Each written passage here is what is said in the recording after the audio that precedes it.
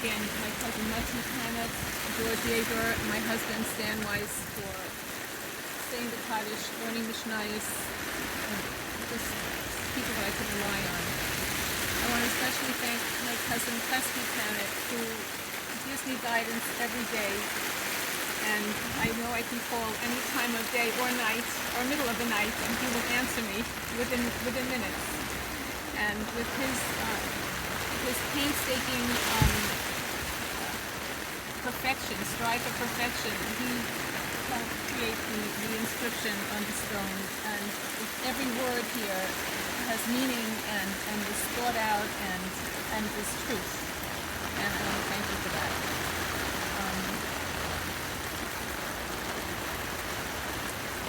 I want to just address the grandchildren here today and talk a little bit just about Zadie for just a couple of minutes. Zadie's life, as you know, was complex, it was difficult, it was sad, and it was happy.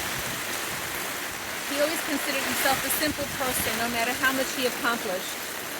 He was steadfast in his belief in Hashem. He lived a Torah life, and where things were black and white, no room for question.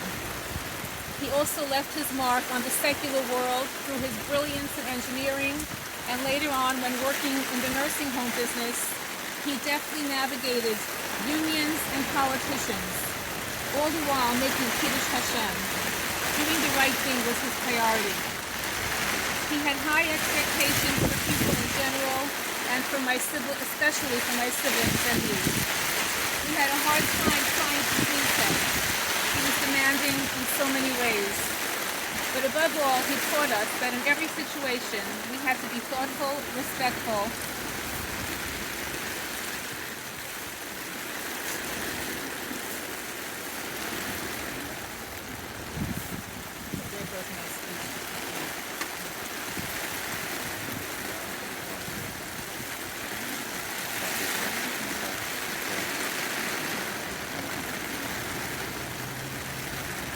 and to do the right thing. He never faced any dilemma or problem in his life with impulsivity or anger. He thought through every decision in an organized and calm way. He set an example for us for everything that he did. Zadie was certain there was an order in the world, even though his whole life was uprooted at age 13. His compulsive nature had everything organized and perfectly straight, left an impression on all of us. He had incredibly positive effect on so many people. He had so many friends who loved spending time with him. He helped people during their hard times. He found jobs for people, loaned money to people in need.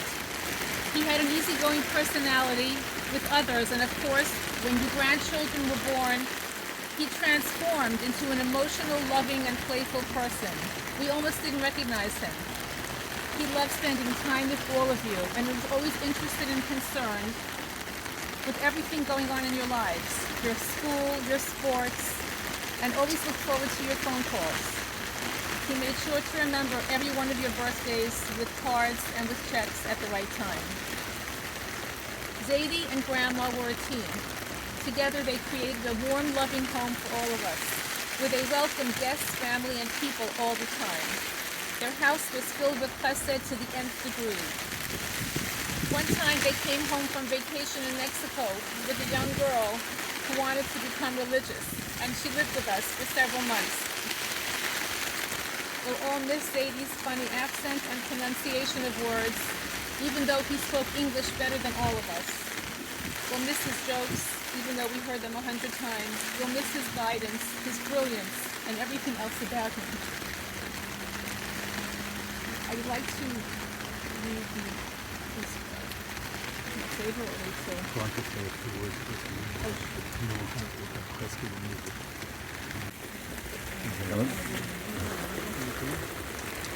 I was written in 1905.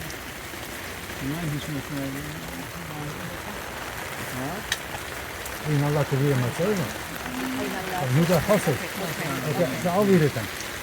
I'll read it. But some Teufel says a lot of things that he said we got from Teufel. Okay. You want to read it? Avinu, von Nitman Avinu Hayokar Ateres Volshenu Nezer Mishpachenu Ishtam V'Yosha Rav Pa'olim Olei Mada V'Chochma Ud Mutzon Yesh Misvidei She'iris HaPleita Marino Harab Mephaimi Hoshu Olav Hashalom Ben Marino Harab Eliezer Heller. The lead, can't pronounce Polish. My Polish is no good. Okay. Dor Chamishu Hagoyin HaKodesh Bal B'nei Yisoscha Zatzal Kamechover L'Rabbi Hagoyin HaTzadik Bal Bircha Shamayim Kashre Kasheru Chochmos Odom Tonav B'Hatznei Aleches V'Anov Aschein Havichosav. It speaks about the psukim that are put together that speak about him. Yokar Ruach V'Nivleiv Kidei Shem Shamayim B'Hanagosav Yishoros V'Nemonos Hoyu Tomid Ner L'Ragla V'Onim Yisivosav Musmach V'Harod M'Rabbosenu Ve'esek HaTorah Kova V'Kaisav Yisurei U'Me'oros Hashoa Ova B'Gil Yigim Otsoye B'Shnosav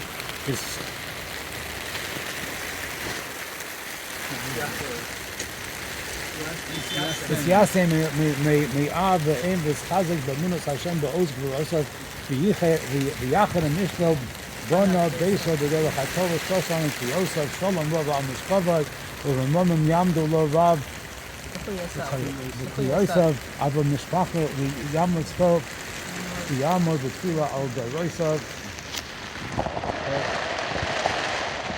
And the date that he was talking about.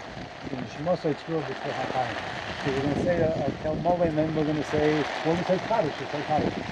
El Mole Rachamim, Shoicheim, Bamlanim, Antei Milcha Nechonal, Kanfei Hashvim Avim, Avos Kedoshim Etom Kezarekim, Masuim Nishmas, Rav Chaim, Yehoshua, Ben Rabbi Eliezer, Shalach L'Olamo, Bavur, Mishpachton Bin Stokover, Hashras Mishpachton, Eidon Tehem Menuchoso, Shocheim Balayach, and then yesterday we said, Mishpachton Bin Yisror. Yisror HaChaim Mishpachton, and then Achros Avim Mishpachton, Mishpachton, and then Mal, Amen.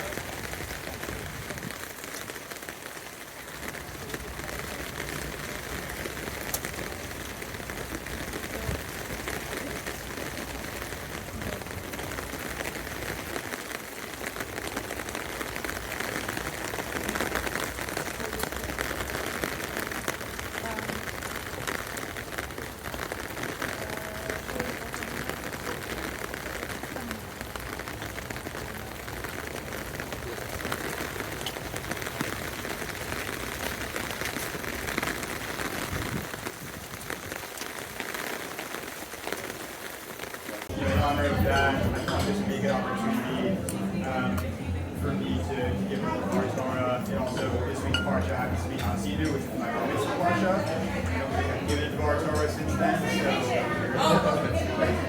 let's go back to where it started.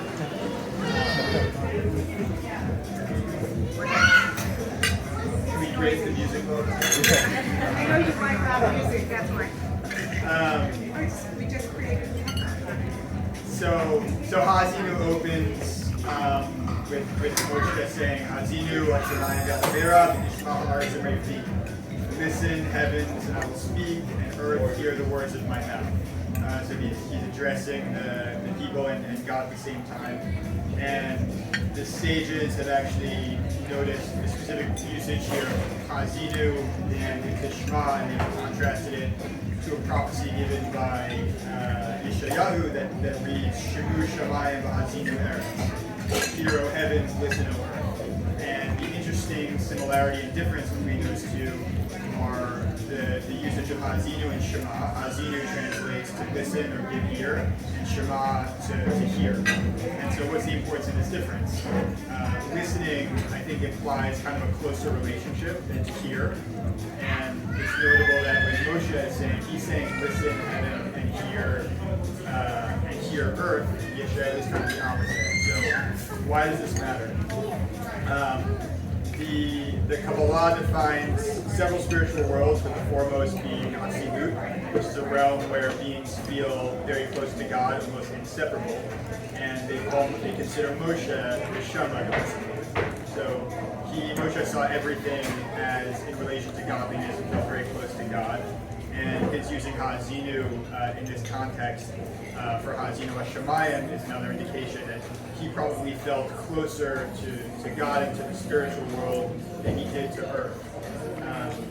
And so I think one of the lessons to take away here is that, in feeling so connected to God, one should be forgiven for maybe retreating from the world of the material and the world of earth and just focusing on the world of the spiritual. So you think of like monks who live in caves for decades on end, meditating alone, so they may feel very close to spiritual, to God, but they're not really participating in the world, they're not really connected to earthly concerns.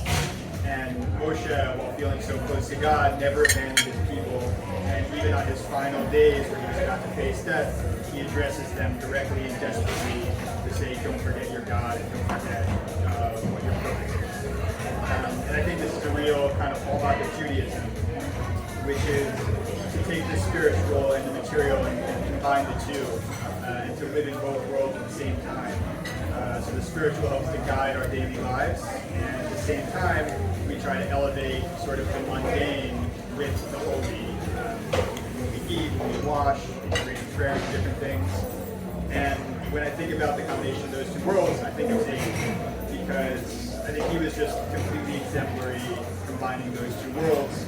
He started off with a somewhat idyllic childhood and quickly turned into a living nightmare.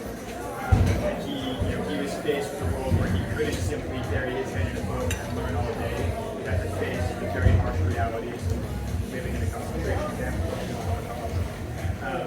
And at the same time, going through such a difficult experience like that, I think without his having the backbone of belief and connection to something bigger, he probably couldn't have gotten through it without it.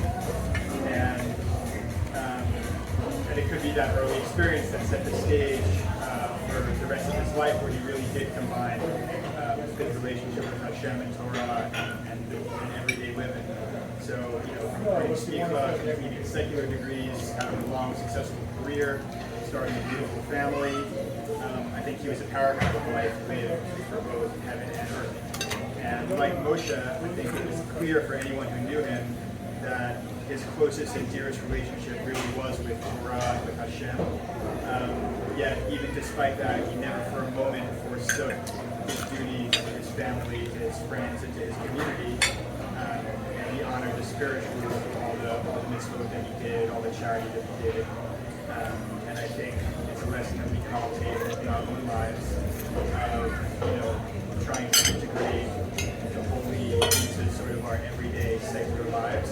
And also when we are in that sort of spiritual state of mind, not forgetting all our responsibilities and duties in life. I think that is a great way of kind of honoring and taking inspiration from people like this.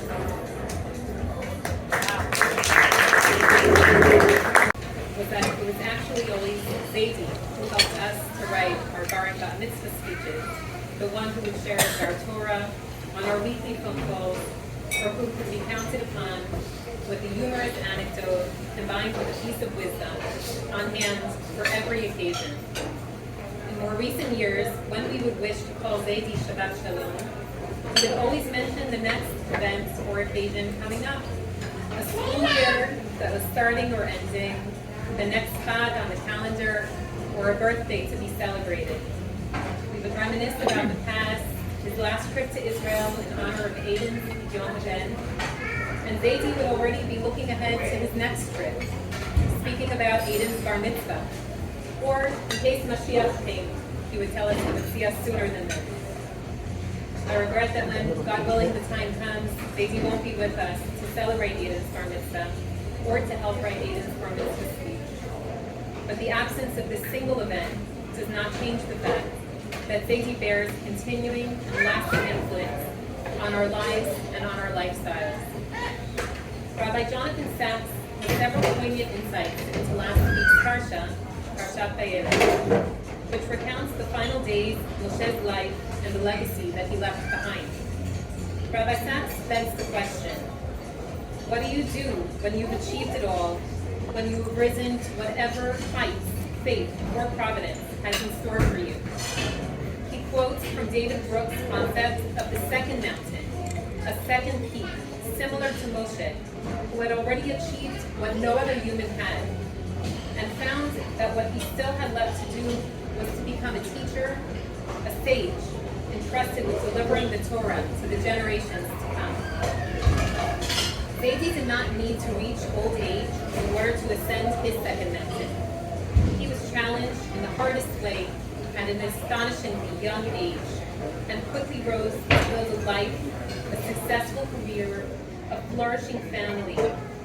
And then he peaked his second mountain by becoming a blessing to others, sharing the gifts that he had and those that he had earned with those who had less, and using his experiences to help others come through difficult times of their own. What resonates with me when I think back to our time spent with Grandma and Zaidi growing up are the common factors to all of our memories together. The additional guests present at the table for Shabbat or Chag, whether it was Zalik in Borough Park, the cousins in Beaver Lake, or the neighbors and friends in Miami. Visits during the week, which inevitably included a knock on their door from people asking for tzedakah, not one of them was ever sent away empty-handed, and how Zaidi regularly spoke to us of the many charitable causes so close to his heart, which benefited both during his lifetime and after his passing. Zaidi's deep love of learning and Torah, the ultimate combination of his sharp intellect and his faith, which were readily apparent with the Zmirot and the Sfarim that always accompanied the Shabbat table. The phrase in Chazal comes to mind for this wondrous man who rose up from the ashes of the Holocaust to build such a legacy. Olam banoi, olam charev, olam banoi. A world built, a world destroyed, a world rebuilt. I would close by sharing two interesting interpretations of Sifrei Chaim and Sifrei Mitim, which they say are opened before Hashem on these days, on Rosh Hashanah and Yom Kippur, and which differ from the traditional understanding of these books. One interpretation says that Sifrei Mitim is a reference to the good deeds carried out by previous generations, and Sifrei Chaim is an acknowledgement of the mitzvot to be performed by a person's future descendants, those of their children and their grandchildren, such that when we daven in Yom Kippur, we're actually asking that the virtues of our parents and grandparents, like our Zaidi, and those of our future children, born in his and our merit, positively influence our own faith. Another interpretation addresses the concept of free choice. And Tivot Shalom says that the three famous books are opened before each person: Sifrei Tzadikim, Sifrei Beinonim, and Sifrei Roshaim. And each book is bare and empty, and a person is given the choice of where to add his name. Should a person aspire to be written in Sifrei Tzadikim, then it is written and stamped as such immediately. How apt for someone like Zaidi, who through sheer resolve and doggedness is able to write his story, to climb his second mountain in the manner in which he chose. And who can deny that Zaidi's diligence, his determination, and his drive are traits shared by so many in this room of his goal-oriented children, grandchildren, and great-grandchildren. Zaidi has left a lasting impact on each of us as our father, our grandfather, and particularly as our teacher. Thank everyone so much to stay together, giving us the opportunity, living so far away from Israel, to be able to see our family here. It's so meaningful to us. I hope that the words and memories shared today be as full to Zaidi's memory and his blessing, and that we merit together again, just as before. Thank you.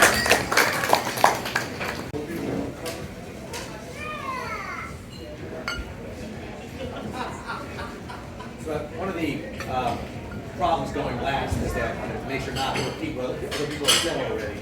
I'm going to say a similar idea of comparing Zaidi to Moshe and Parshas Vayelech. David spoke about climbing the second peak and how Zaidi so clearly did that. I'd like to borrow a couple ideas also from Parshas Vayelech yesterday. The Parsha opens with Moshe speaking to Bnei Israel in the later stages of his life, indeed the last day of his life. He tells them, "Ben me'adi esrim shana lefi hayom." I'm 120 years old today. Look, I brought this chair. Look, I'm no longer able to come and go. I'm too old. I'm too weak. Yet, how does the parsha begin? With the words Vayelech Moshe. Moshe went. Moshe walked. To deliver his message to Bnei Israel on the last day of his life, Moshe didn't wait for them to come to him. Moshe, even though he was in an older and weaker state, got up and went to Bnei Israel. Now, why does the Torah add these two words? Why does it add Vayelech Moshe? The Torah tells us in many other places that Moshe spoke to Bnei Israel, or somebody else spoke to somebody else. It never adds the preface, Vayelech Moshe, the person went. And a second and related question is that nowhere are we told where Moshe went. The Torah simply says Vayelech Moshe. Moshe went. There's no destination. It simply says that he went. So the commentators discuss these seemingly extra words, and they reflect on Moshe's humility, saying that, Moshe was very, very great, but even so, he did not expect anybody to come to him. Moshe took the initiative and, like a more humble person, would go to each tent of Bnei Israel to deliver his message. But I think there's a very simple and obvious message here as well. Simply put, if we're being told that Moshe is walking without being told of the destination, clearly the message and the lesson is in the walking and the going itself. Moshe is having or celebrating his 120th birthday, the last day of a long life, and clearly by his own admission, he's quite weak and quite old. Somebody in his position would have every excuse to relax, to take it easy, to look back on a life well lived, and instead of continuing to push forward, just sort of rest on his laurels. The Torah tells us Moshe did not take that path. Instead, Vayelech Moshe, on this very last day of his life, like he did every previous day, Moshe got up, and notwithstanding his advanced age and any other extrinsic circumstance, he went. He did the same thing as he had done every previous day. Moshe's destination, therefore, wasn't important. What's important is that he got up, and he did. Zaidi was obviously the same way, and not only as it relates to his vigor and his advanced age. At various times in his life, he had every excuse to mail it in, to not push forward, to look backwards rather than ahead. Whether it was during the war and its immediate aftermath, when nobody would have faulted anybody for losing faith or for giving up physically. For finding himself as an orphan teenager in a new country without money or a knowledge of the native language. And then fast forwarding several decades, finding himself growing older and weaker. But despite all of that, Vayelech Moshe, Zaidi just got up and he went, and he did, just like he did every single day. He did what he needed to do. He accomplished everything he set out to accomplish, all without a complaint, without questioning God or questioning the order of the world, with a day in and day out determination. And this consistency spanned many decades. To me, one of the most stirring parts of his Shoah testimony was the way he described the moments immediately after having been freed. He described the rest of the prisoners understandably enjoying their newfound freedom, eating, drinking, as anybody would have expected them to do. Yet in his testimony, he explains that he had no interest in staying there 1 second longer than was necessary. And he simply got up and he started walking. Vayelech Moshe. In several of the eulogies at the funeral a year ago, we heard about how Zaidi, even in his mid-80s, and in rainy and snowy conditions, that we heard this morning from, I think also, he would trudge along to shul on days that people half his age would have stayed home. And I think at the funeral, and someone today told the story of how he asked Zaidi on one of those days, Mr. Heller, what are you doing? It's too dangerous. Go home. Everyone else is staying home. Why are you out here? And Zaidi responded, no, this is what we do. I'm going to shul like every other day. Vayelech Moshe, the same when he was 85 as when he was 25. Despite, again, every reason not to. And it goes without saying that the places he went and the things he did were all worthwhile endeavors, between the people he helped, the charity he gave, and many other mitzvahs that he always did. But in a way, that's at the separate point. The simpler point is simply that every day of his life, he got up and he did, he went. We all sometimes joke about Zaidi's walking habits, but that's really one of our strongest memories of him, standing by the door with his jacket on, his cap on his head, his walking stick in hand.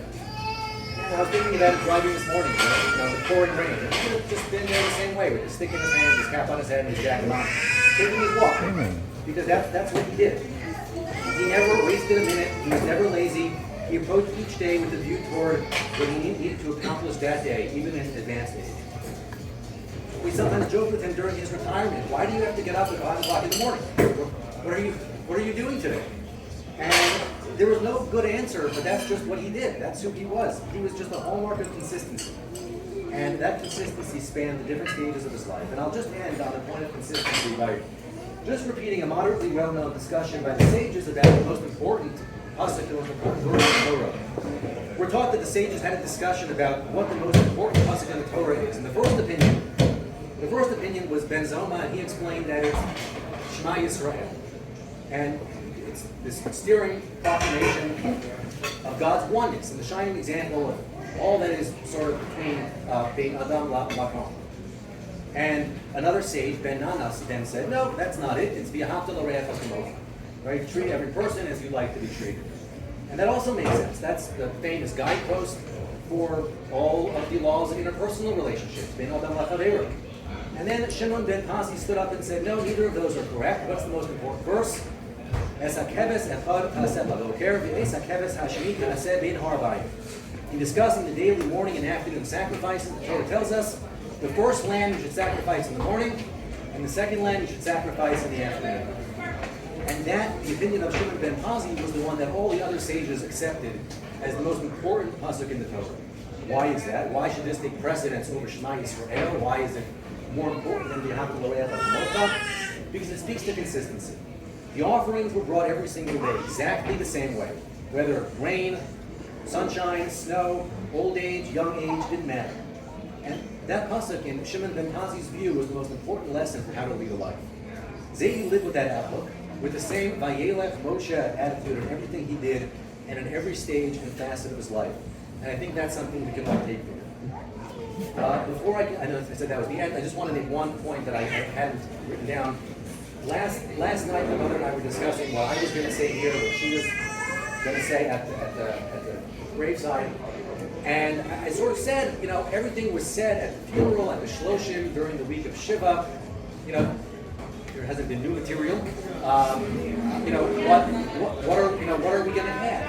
And I sort of said, are we going to just discuss the Holocaust again? That's what we do when we get together and talk about Zaidi.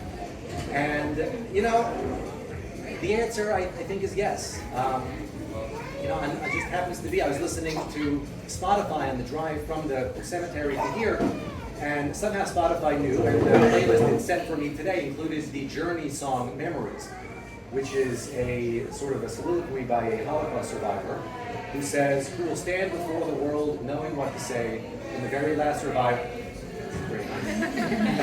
who will stand before the world knowing what to say when the very last survivor fades away.